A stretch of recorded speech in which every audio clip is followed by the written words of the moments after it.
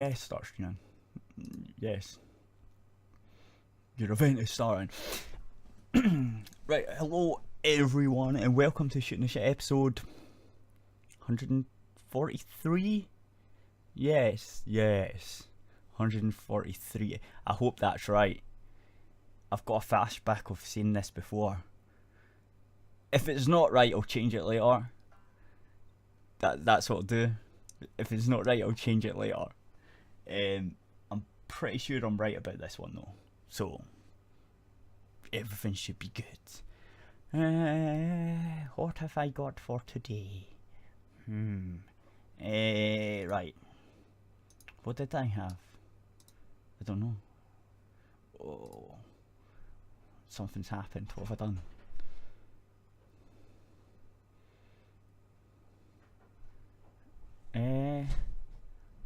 I don't know. Uh-oh.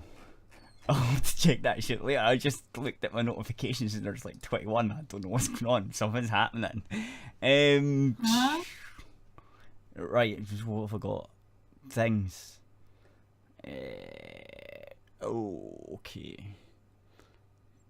We'll start with this, because this is interesting. Anyway, right. I think it's that one. Yes, it's the right one. Do you want the thing in the chat? Thing in the chat? In the Discord. Oh, by the way, Discord has now got video or some shit, but I don't know how it works.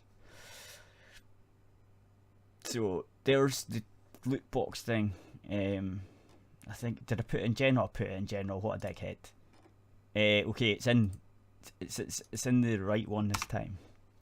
It's in the Shooting Shit chat in the Discords. Okay. Anyway, so it's loot boxes.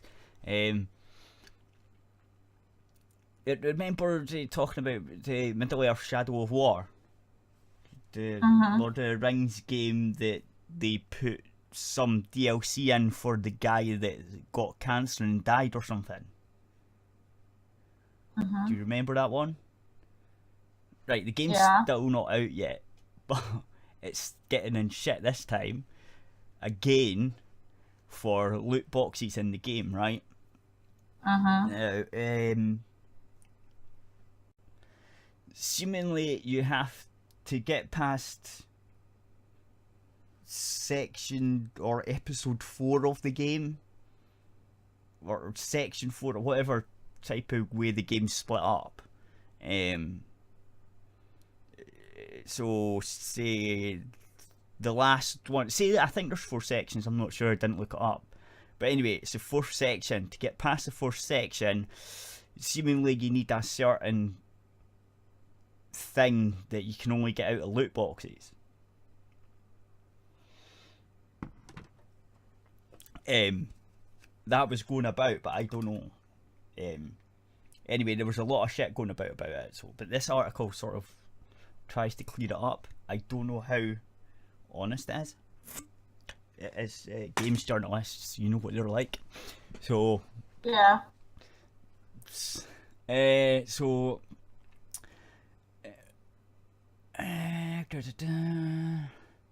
Right, Middle-earth Shadow of War has microtransactions and people are mad, and I sympathise because microtransactions are depressing. The crass commodification of an art form, a gaudy fast food joint popping up in a quaint village high street. No, because a fast food restaurant is giving you food, you fucking dickhead. This is giving you like digital items that are worthless. Oh, anyway, like, this is why I hate loot boxes, right? If you pay for loot boxes, you're basically paying for something that is worthless, right? It's maybe got value to you, but it's got value to no one else, like, at all. Fuck. It's not like getting fast food. It's completely different. An airline charging you $10 for a tiny wheat beer when you already dropped a $200 on your damn ticket. Yeah, that's more like what it is, except it's worse than that. It's like giving you half a movie and then saying, oh, by the way, you have to pay for more of this. Maybe that's what they'll start doing. You gotta, like, pay for the other half. They already do that with DLC anyway. It's like, hey guys, do you want another, like, 10-20 minutes play time on this game? Here, give us £10 for the DLC. Fucking assholes. The whole thing pisses me off. DLC pisses me off because it's usually shit. Right? Some of it can be good. Like, back in the day we had fucking add-on packs. And now an add-on pack would add like 20 to 40 hours onto the fucking game. Right? And that was usually £15 back in the day. So the game would be about £30. The add-on pack would be £15. But you needed the game to play the add-on pack. And then you would get a gold edition, which would have the add-on pack in the box with the original game. It's just... And now you get a fucking DLC that is shit. Like, say, horse armor. That does nothing apart from make your horse look like it's got armor. When it actually doesn't do anything. Doesn't protect the horse more or anything like that. It's fucking ridiculous. Anyway, I reviewed Shadow of War, and not once did the game flash up a message trying to sell me shit. There's a market option on the pause menu, but I never bothered clicking on it. I figured that I'd wait for the microtransactions to be intrusive or hamper my enjoyment in some way before getting annoyed at them. But to give you an idea of what exactly Warner Bros. Are hawking, here's all this stuff currently available in the market menu. Note there are two distinct currencies in this world, in this weird made up economy. Gold and Mirian. Featured assassins, war chest, recruit 3 orc assassins to eliminate your enemies. 3 orc assassins, at least 1 legendary and 2 epic, and that's 240 gold. Olag reinforced war chest, 260 gold. Recruit 3 orc followers, including at least one Olag. I don't know what these things are. 3 orc followers, at least 1 legendary, 2 epic. 2 consumables, training orders, and spoils of war boosts. Loot chest, silver, anyway, and that's like 750 million, consists of 2 pieces of gear including 1 rare, blah blah blah blah, right? So it's just like, just bullshit stuff, right? It's XP and legendary gear pieces and shit. So anyway, so the 2 hours spoils of war boost, a potion that boosts your spoils of war gain 100% for 2 hours. Ah yes, that famous potion of Lord of the Rings lore that boosts your experience gain. I think Gandalf mentioned that in the 2 towers. He didn't. It's not a thing. So yeah, it's the usual microtransaction nonsense. Earn XP faster, unlock better gear without actually having to earn it by killing captains and war chiefs, and free high level orcs for your army without having to dominate them yourself. Here's how the 2 currencies work according to Warner Bros. Gold is awarded in small amounts at specific milestones and for participating in community challenges. It can also be purchased through the PlayStation Store, Xbox Store, and by adding funds to your Steam wallet using real money. Everything a player can buy with gold can also be earned in the game over time for free, but gold gives players options to acquire these items immediately. No gold purchases are necessary to enjoy the complete game experience. The main story campaign and progression have been balanced and tuned based on the player being offline. Mirian is a form of in-game currency that players earn by playing the game. Along with gold, Mirian can be used to purchase loot crates and war chests from the market. It can be acquired by defeating treasure orcs, destroying gear, destroying orc followers for gear, which can be destroyed for Mirian, and finding Mirian stashes throughout the game. I've asked Warner Bros. How much gold actually costs on Steam. If I get a response, I'll update the article. It isn't possible to buy them in the review version. Money flows into your fantasy bank account constantly, mainly through trash and old gear. When you find a better sword, dark dagger or whatever, Warner Bros. Is keen to stress that buying loads of gold won't give you an edge over other players. Gold does not give you an advantage over other players, they say. A player who invests enough time can progress the same amount and have access to the same content as a player who purchases gold. Gold is not a requirement to progress or advance in the game at all. I got a gold war chest free with my review copy of the game, so if you're interested in what's actually in them, here's what I got. Lorn of Shai, a legendary cursed dark slayer follower. Ronok Beast Butcher, an epic cursed Pharaoh destroyer follower. Babalo the Shredder, an epic poisonous terror tank follower. And as for the reports that legendary orcs only appear in loot chests and not in game, that's a misunderstanding, as our own Luth Johnson confirms here. I can confirm I had no problems finding them. In fact, on one map I saw they were rather common. Playing the main story itself, I never felt it was missing out on anything. I didn't think about the microtransactions, but that's my experience. I still had fun befriending and beheading orcs in Shadow of War regardless of their existence. Microtransactions in £60 games or $60 games is definitely bad news, but for me they didn't hurt the game. Open world bloat and poor storytelling are its biggest issues. Read my review to find out what I thought of the game. We'll have more on how and if the loot boxes affect online content, post-game content and post-game content after launch. So see, people were saying that you could only get the orcs in certain chests, like the legendary ones, and you needed them to beat the game or something.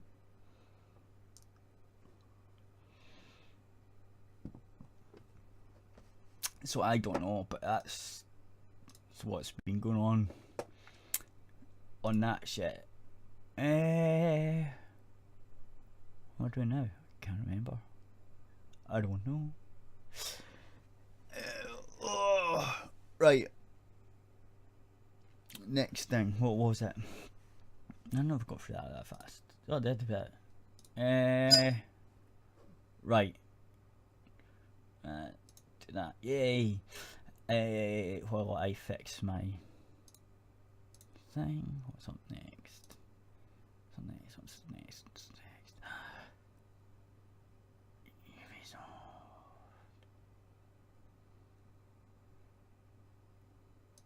Ubisoft? Huh? Yes, Ubisoft. This is what I'll do. I'm looking for the next. Yeah. Yay. Right.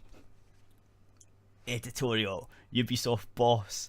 Skip buttons. And gaming without a challenge. Yeah, I read this. What this is on about. And I think it's good that... Okay. What it's on about is not a good idea. But what triggered all this is a good idea, because I actually read what it was about. But anyway, it's funny that even Ubisoft sees how overtly layered their own games have become with the grind, and have this resorted to the educational mode as a solution in Assassin's Creed Origins. The mode will allow players to bypass all combat and challenges within the game and instead play through the game as an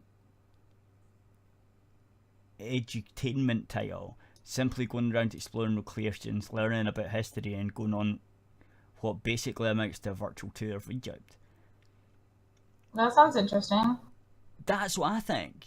Look, once I play the game, I sometimes, like, especially the first two Assassin's Creeds, first two ones, I wanted to know more about the places, like after it, so I went and looked it up.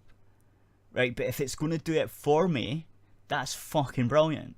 Because what they say they're going to do, right, is they're going to get proper historians to narrate back to you about what the place is that you're at in Egypt. Like, so if it's the pyramids or some other thing, like all the big massive old monuments and crap that are in Egypt, well, they're going to be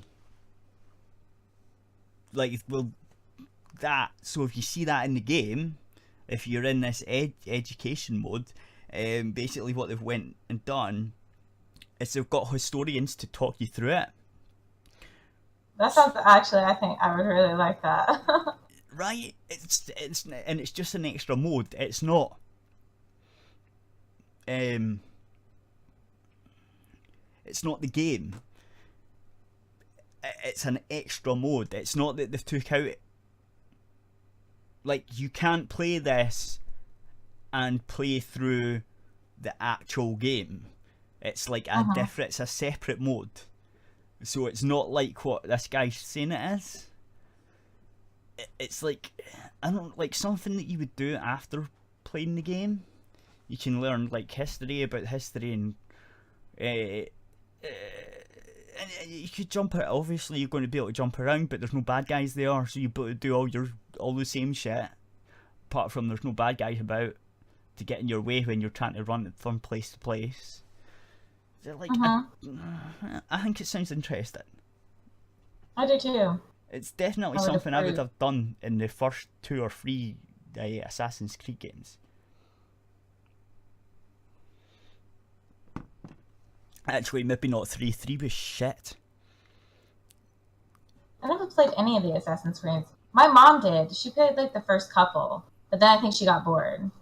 Yeah, the first 2 were good. 3 was shit. 4 was really good.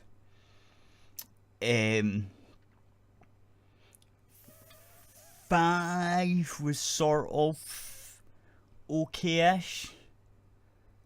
Like, because it went back to like the other ones, but it wasn't as good as 4. And 4 was good because it was different. For the pirate one? Yeah, that's 4. Yeah, I thought that was 4. I think somebody playing that. I thought that one looked good. But the first you gotta 2... be in a boat, and then there was like storms and stuff, or like little water tornadoes. Yep.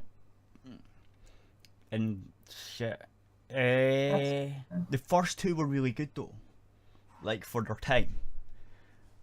Like, and then the story just went all to fuck after the second one. Everything was very interesting. Up to, well, actually, there's more than that, because there's two Assassin's Creed 2s. No, there's 3 Assassin's Creed 2s, basically, that continues the story from Assassin's Creed 2. There's like 2 extra games in there, and they're very good because they continue the story. And then 3 just fucks everything all up, and it's just fucking retarded. I don't know why he did that, because the story was really intriguing and like it's like going somewhere. It felt like it was going to do something decent, and then it just fucks it all up. And then just why 3 shouldn't have existed. 4 tries to fix it but can't because it's already fucked. But still a good game. The 4th, 5th, 6th, whatever fucking one it is, can't remember. The first sort of multiplayer co-op one is okay. Still not as good as the second, or the seconds. Yeah, they ones were my favourite. They 3, the second games. There's 3 of them. So yeah, and this one sounds like it might be decent. I don't know. I know the last one was fucking complete bullshit. So there's that. Anyway, so the mode allows players, but it doesn't allow players to bypass all the combat and challenges within the game. It doesn't do that. It's a new mode. You can't play through the game with this mode. It's not.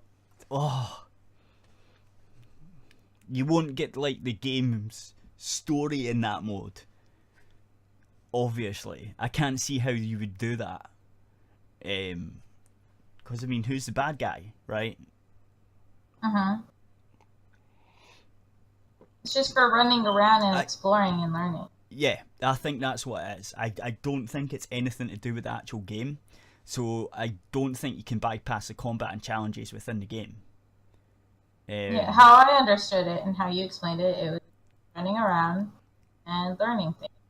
That's pretty much what I think they mean. Because I read about it, and that's exactly what I think they mean.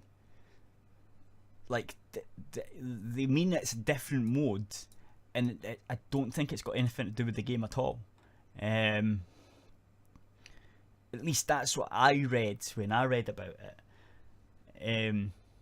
So sites like Rock Paper Shotgun are not only praising Ubisoft for the educational mode, but have taken an extra step to encourage other developers to implement more features that bypass actual gameplay, such as a boss skip button. Nah, I don't think that's. I don't think you should do that. If you want to do that, cheat. Why not encourage them to bring back real cheat codes so you can skip or breeze through the boss fights at your own leisure? Exactly. Anyway, John Walker from Rock Paper Shotgun writes, an awful lot of what's made gaming culture such a miserably toxic environment over the last few years is deeply wrapped in the subjects like this, and those who spread the toxicity are those most likely to be on the side of condemning gaming options that remove challenge, that make the hobby more accessible to the crowds. But at the same time, I'm not going to allow the savage populace pollute my opinions with the delight in expressing those opinions. And I've long been arguing that gaming can be a far better place if the industry would only introduce the skip boss fight button. No! There's no point in you playing a game if you're just going to skip the boss, you wanker. If you want that, do you know what it's called? It's called cheats. Right? There's things called cheats, and you can use them. Why aren't you telling people to just use cheats? Because that's what you faggots do. I know for a fact they use cheats all the time. I know for a fact, see when they're reviewing games, right, they use trainers. Fucking guaranteed to do. I love cheat codes, back in the day and stuff. Oh yeah, but I would play the game proper, and then you play around. Cheat code. Yeah. It was fun. Everyone does that, especially in Grand Theft Auto. Everyone does that in Grand Theft Auto. Yeah. That was always fun. But I don't see a problem with this. It's honestly, this mode sounds interesting to me. Like the Assassin's Creed one. Yeah. Like I think that sounds really interesting. The game for that. You shouldn't have skip bosses while we're in regular gameplay. No, that's retarded. Now, if you want to do that, just cheat. Just give yourself infinity life and sit there pressing the fucking kill button. Like, the thing is, Rock Paper Shotgun's claim that adding more ways not to play the game would somehow make gaming more inclusive is the same sort of argument. How would it make it more inclusive? I don't know. If someone was interested in the game, they would watch. In fact, if you were interested in the game without wanting to play it, then just watch a YouTuber let's play it, or someone on Twitch let's play it. Yeah. Why not do that? Their whole argument doesn't make sense. It would allow publishers to reach 50% more of the consumer base, we've seen that such a tactic hasn't really worked out very well for some developers, such as Agents of Mayhem or Assassin's Creed Syndicate.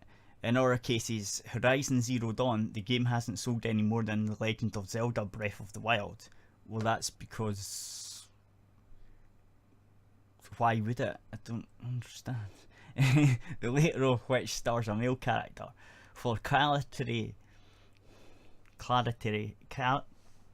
it. Gender swapping doesn't instantly equate to 50% more sales. Of course not. What? How the fuck would that? I don't understand. I didn't understand what you said there about the gender swapping. It doesn't instantaneously equate to 50%. Basically, is what it doesn't equate to 50% more sales. It's like, well, of course it doesn't. People don't care. I mean, it's always fun to get to customize your character. People love that. People love that. There's no doubt. I don't know why. I despise it. I just want to change. You despise it? Yeah, I just want my race. I think it can get too much if it's too much customization. But get a little bit of customization in there. It's always nice. Get a little armor customization or something, or how your character looks. It's always fun. But it's not like a requirement game, and it doesn't mean the game's not going to be fun. Even if you start out with a guy, and you can just customize that guy just a little bit or something. Usually I just hit the random button until it comes to something that I like. Yeah, because I like to customize. I like to customize. But I'm not going to play a game. I'm not going to not play a game because I can't customize. If it's got a guy playing, but it's like a good game, I'm gonna be like, it's not like I'm gonna be upset that I can't be a girl. No, that's retarded. It depends what character. If the game's good, you get like your character. It depends if it's an RPG or not. Like if it's an online RPG, then I spend a wee bit of time on it because I'll be stuck with that motherfucker for hours.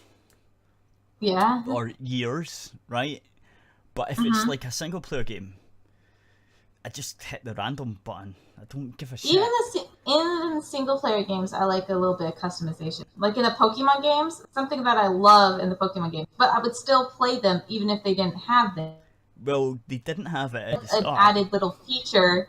Yeah, they used to not have it. But I'd still play even if they still didn't have it. But it's an added feature I like. Is you can, pick the outfit your character has. Yeah. So you get to change your outfit. I like that. It's a little bit of customization. Well, no. See, you get to choose your outfit anyway throughout the game usually. So, right at the start, I'm like, right at the start, you're a mage or a sorcerer or like whatever class, right? Yeah. After that, I don't give a fuck. I don't really care. Like, it's just because all the clothes are going to change eventually. The face, I'll probably never see it. Hardly. So it doesn't matter. Like, that's just... I'm not one of the people that spend 20 minutes in the fucking customization options picking out the fucking eyebrows and the eyes and shit.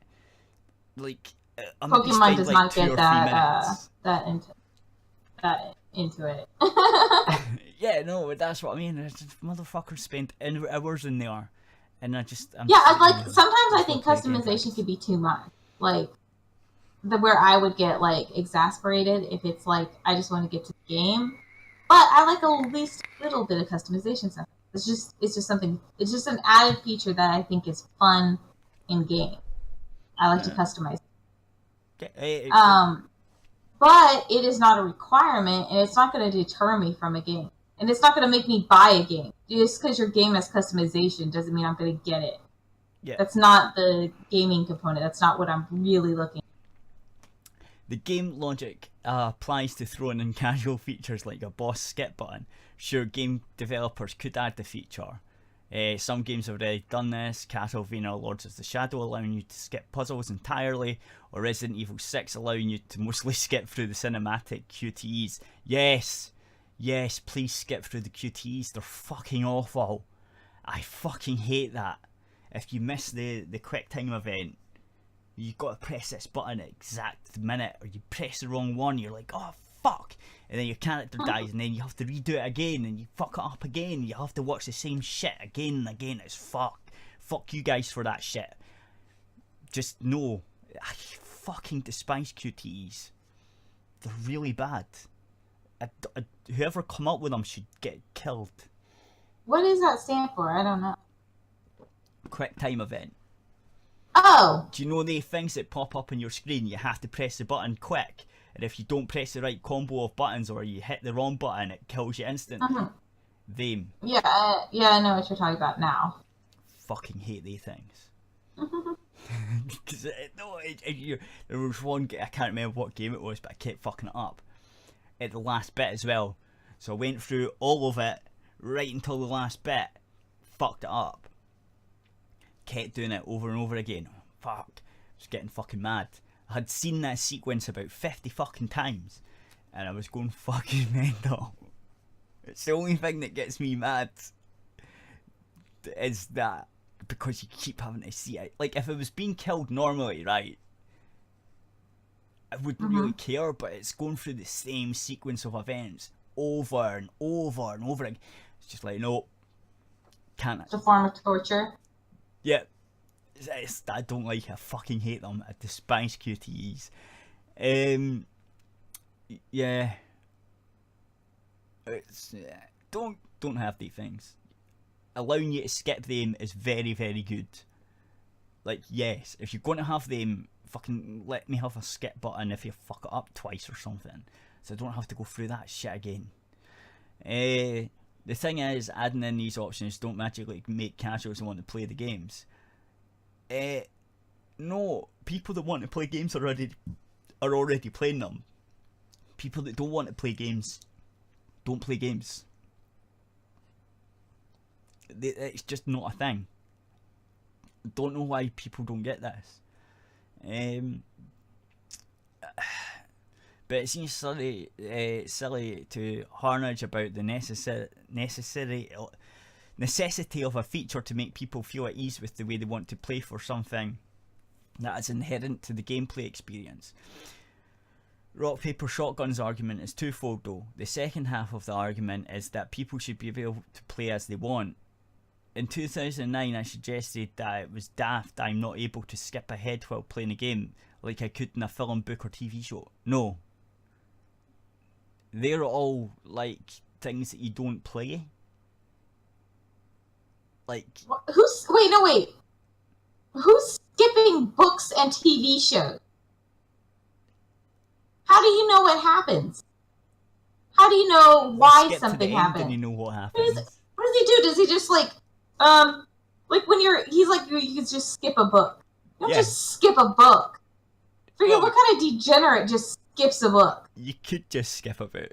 I mean... You can't just skip a book! Well, if you've got a trilogy... You don't know what happened! There's a whole series of events, you can't just skip a book! Yeah, you can. Fucking degenerate! You can, but you'd miss out half. You miss everything! No, you wouldn't. Not in Lord of the Rings, you wouldn't. You'd miss out the bit that they go back and then they go forward again in the third book. Yeah, sort of. Yeah, you would miss out on like reasons and character development still. You would miss out on some character development, and some characters wouldn't be alive anymore. Yeah, you'd be like, what the fuck happened to this guy? But you could do it. No, degenerates and like friggin' sociopaths friggin' skip books. Don't even talk to me if you skip books. What's wrong with you? I don't even have books. I don't like books. Books are shit. It's fine. If you have them and you're reading, you fucking skip a book, don't even talk to me. I skip TV shows. Sometimes. No, why? How do you know what's happening? Just do it. Because it's usually the ones that are boring and I don't like them. Skipping books, but it's like, it's still bad. No, it's not. It's fine. You can get away with it. You can skip the boring filler episodes. Do you know how they have shit filler episodes sometimes? Yeah, sometimes just they skip have the filler ones. episodes, but like you don't need to be skip the skipping. ones. Yeah, I do. Yeah. There's a lot of filler episodes that are fucking awful. Just skip them. No. Yeah, especially when you go back and watch a box series of something, because then you know for a fact which ones are fillers and which ones aren't. You just skip the ones and you watch the rest of them. You could skip shows once you watch a series all the way through, and you like rewatch it or whatever. Then you could probably skip. I don't know. It's not right. I can understand the shows. You might not miss out as much if you skip a TV show. You skip an entire book, you should freaking kill yourself. You could skip an entire movie. No. You could. Unless the movie, not unless the movies are like standalone. Well, some of them are sort of standalone. Like they can be standalone. Like the ones I'm thinking That of. depends. Some of them can be standalone. That depends. A lot of movies are sequels, but also stand on their own. So you could jump in the middle. You could. But usually the first one's better. So I don't know why you would. But you could definitely skip the third. Like in Star Wars, you could definitely skip the Phantom Menace. You could also probably skip the second one. So yeah, you could. But like in a game, I don't think you skip boss fight button. The thing with the games is that it's supposed to be an accomplishment, a triumph.